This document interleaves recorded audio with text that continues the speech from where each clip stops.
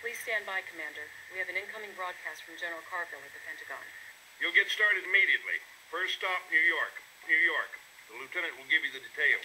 Not long ago, the Soviets made an amphibious landing on Manhattan Island, and are using their ground troops to systematically take over the city. Romanov sending his bulldog General Vladimir in for our air bases. We detected a large force of Soviet tanks assembled near the Air Force Academy in Colorado Springs. Sir, urgent transmission from Agent Tanya in the field. It looks like the commies have captured the academy, General. Well, why the devil did you wait till now to contact us? We can't let Vladimir take that air base. Soviet Navy is attacking the Statue of Liberty. We can't let them get away with that. Sir, is there anything you can do?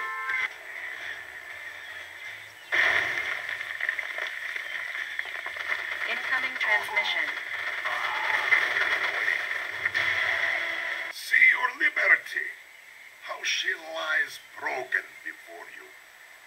In but a moment's time, your once powerful city of New York will follow in her footsteps. Base is under attack. Unit ready.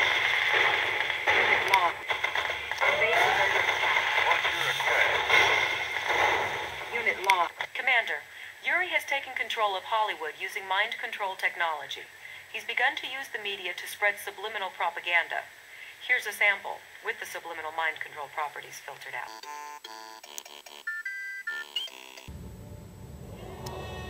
The sun rises on a new dawn. Yet few of us realize the debt we owe to those responsible for this, to those who dwell among us, anonymous, seemingly ordinary, whom destiny brought together to repair, to heal, to save us from ourselves. And they're still out there, among us, in the shadows, in the light. We pass them on the street without a glance, never suspecting, never knowing. Do they even know yet? That they are bound together by a common purpose, a glaring reality, to be extraordinary. And when destiny does anoint them, how do they hide from it? How long can they dwell in the shadows before either fate or their own flawed humanity draws them out into the light again? And how will they know what awaits them when it finally does? It's not easy to trust this destiny that hides in every human heart. Even when it presents itself, it's human nature not to believe it. So for many, it never shows itself at all. For others, however, it lay dormant, an ember, waiting for its spark to ignite. Problem is, one never knows when that will be. Where does it come from, this quest, this need to solve life's mysteries when the simplest of questions can never be answered? Why are we here? What is the soul? Why do we dream? Perhaps we'd be better off not looking at all, not delving, not yearning. That's not human nature, not the human heart. That is not why we are here. This quest, this need to solve life's mysteries. In the end, what does it matter when the human heart can only find meaning in the smallest of moments? They're here, among us, in the shadows, in the light, everywhere. Do they even know yet? We all imagine ourselves the agents of our destiny, capable of determining our own fate. But have we truly any choice in when we rise? Or when we fall? Or does a force larger than ourselves bid us our direction? Is it evolution that takes us by the hand? Does science point our way? Or is it God who intervenes, keeping us safe? When evolution selects its agents, it does so at a cost. It makes demands in exchange for singularity, and you may be asked to do something against your very nature. Suddenly, the change in your life that should have been wonderful comes as a betrayal. It may seem cruel, but the goal is nothing short of self-preservation, survival. This force, evolution, is not sentimental. Like the Earth itself, it knows only the hard facts of life's struggle with death. All you can do is hope and trust. There may still remain some glimmer of the life you once knew. Evolution is an imperfect and often violent process. A battle between what exists and what is yet to be born. In the midst of these birth pains, morality loses its meaning.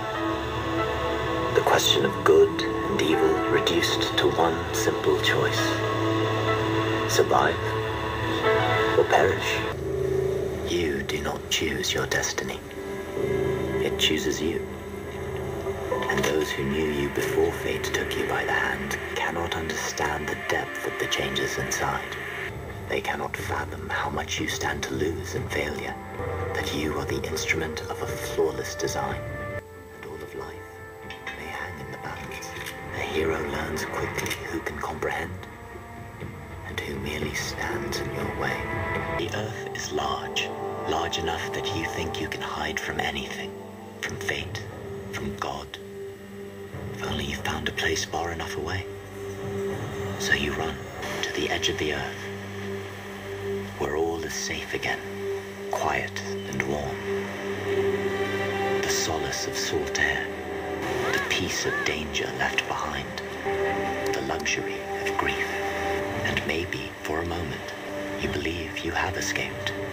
You can run far, you can take your small precautions, but have you really gotten away? Can you ever escape? Or is the truth that you do not have the strength or cunning to hide from destiny? That the world is not small, you are.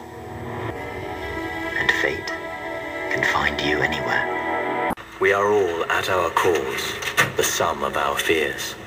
To embrace destiny, we must, inevitably, face those fears and conquer them, whether they come from the familiar or the unknown. To everything there is a season, and a time to every purpose. The earth spins at 1,000 miles an hour as we desperately try to keep from being thrown off. Like the first blush of winter that signals a great migration, was there any warning of their arrival? A sign? A single event that set this chain into motion? Was it a whisper in God's ear? Survive, adapt, escape. And if we could mark that single moment in time, that first hint of the prophecy of approaching danger. You made me this way. Would we have done anything differently? Could it have been stopped? Or was the die long ago cast? And if we could go back, alter its course, stop it from happening, would we? These people, their future is written on their DNA. Just as the past, it seems, is written in stone. Was the die cast from the very beginning? Or is it in our own hands to alter the course of destiny? Of all our abilities, it is free will that truly makes us unique. With it, we have a tiny but potent chance to deny fate. And only with it can we find our way back to being human. At the beginning, there was discovery, a confusion of elements, the first snowfall of impossible change. Old lives undone, left behind. Strange faces made familiar. New nightmares to challenge sleep. New friends to feel safe with. Only then comes control. The need to impose order onto chaos. Through determination, through study, through struggle. All in defiance of a thundering truth. They're here. And the earth shudders underfoot. When we embrace what lies within, our potential has no limit. The future is filled with promise, the present rife with expectation.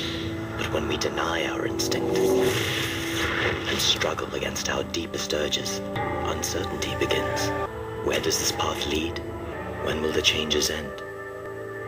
Is this transformation a gift or a curse? You don't know anything about